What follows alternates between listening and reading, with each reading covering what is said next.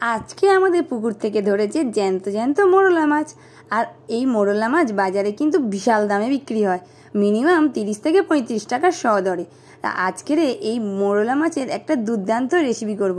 আমার তো মোরলা মাছ খেতে ভালো লাগে, তোমাদের কি ভালো লাগে আমাকে কিন্তু কমেন্ট করে জানাবে। আর এই রকম বড় বড় সাইজে মোরলা মাছ ভাজা বা ঝাল যাই করো না কেন, খেতে কিন্তু অপূর্ব লাগে। তাই চলো আজকে দেরি না করে আজকে মোরলা মাছের রেসিপিটা করার জন্য প্রথমে মোরলা মাছটা আমি কেটে নিই। তাই কাটতে বসে গেলাম মোরলা মাছ। আর এই মোরলা মাছ কাটতে কিন্তু বেশ টাইম লাগে আর অনেক ধৈর্য ধরে এই মাছগুলো কাটতে হয়। তো মাছগুলো কেটে এসে ফিরে আসছি তোমাদের সাথে। মাছগুলো তো প্রথমে কেটে নিই, তারপরে কি করব সেটাই তোমাদের সাথে দেখাবো। তাহলে চলো এর পরের স্টেপটা শুরু করা যাক। প্রথমে মাছগুলোতে আমি নুন আর হলুদ মাখিয়ে রেখে দিলাম। আর মাছগুলো অনেক সেহেতু আমি কিছুটা মাছ একটু ভাজা খাওয়ার জন্য আলাদা করে রেখে দিয়েছি। তাই ভাজা মাছগুলো আগে ভেজে নেব, আর তারপরে এই ঝালের জন্য যে মাছগুলো আলাদা করেছি সেইগুলো দিয়ে আলাদা করে ভেজে নিয়ে ঝাল করব। তা প্রথমে কড়াতে তেল দিয়ে আর নুন হলুদ মাখানো মোরলা মাছগুলো দিয়ে বেশ হালকা হালকা আঁচে ভেজে নিতে হবে। খুব বেশি আঁচে টেম্পার দিলে হবে না কিন্তু।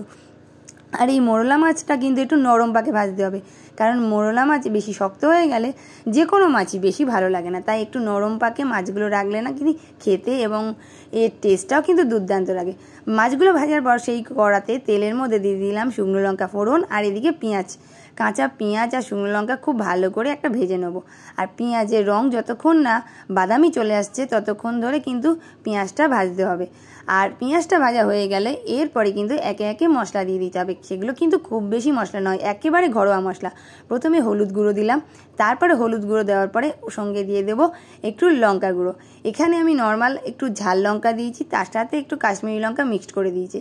আর তারপরে দেবো আদা রসুন বাটা। বাস এই কটা মশলা হলে খুব ভালো করেই রান্না হয়ে যাবে কিন্তু আজ মোরলা মাছের ঝাল। বেশি কিন্তু কোনো মশলাই লাগবে না। আর তারপরে এইগুলো খুব ভালো করে মিনিমাম 5 থেকে 10 মিনিট কিন্তু কষতে হবে অল্প আঁচে, কারণ এই মশলা কষাটার উপর নির্ভর করছে পুরো রেসিপিটা। তাই সব কিছু ভালো করে কষিয়ে নেব। কষিয়ে নিয়ে তারপর যখন এইভাবে কালার এবং তেল দুটোই মশলা থেকে ছেড়ে দেবে, তখনই বুঝে নেবেন আপনার মশলা কষা পুরো রেডি। বাস এবার চলে আসি এর পরের স্টেপ। এর পরের স্টেপে আমি দেবো বেশ ছোট ছোট করে কেটে রাখা আলু।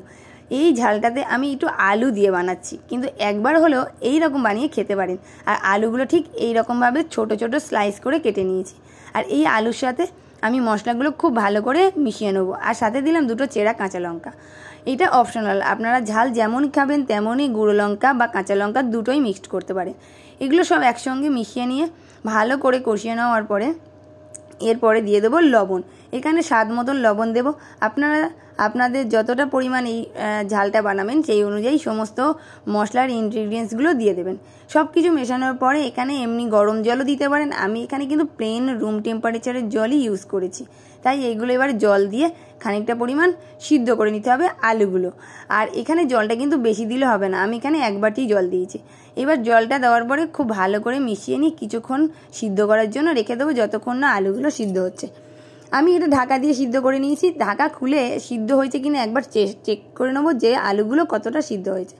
একেবারে আলু আমার সিদ্ধ হয়ে গেছে। এর সঙ্গে দিয়ে দেবো কিন্তু সেই ভেজে রাখা মোরলা মাছ, কারণ মাছগুলোর মধ্যে একটু ঝোল ঢোকার জন্য এবং নুন ঝাল সব কিছু ঢোকার জন্য কিন্তু এই মোরলা মাছটা একটু জল দেওয়া মানে ঝোল অবস্থায় কিন্তু মিশিয়ে দিতে হবে। একেবারে শুকনো অবস্থায় মেশালে কিন্তু টেস্টটা অত ভালো থাকবে না।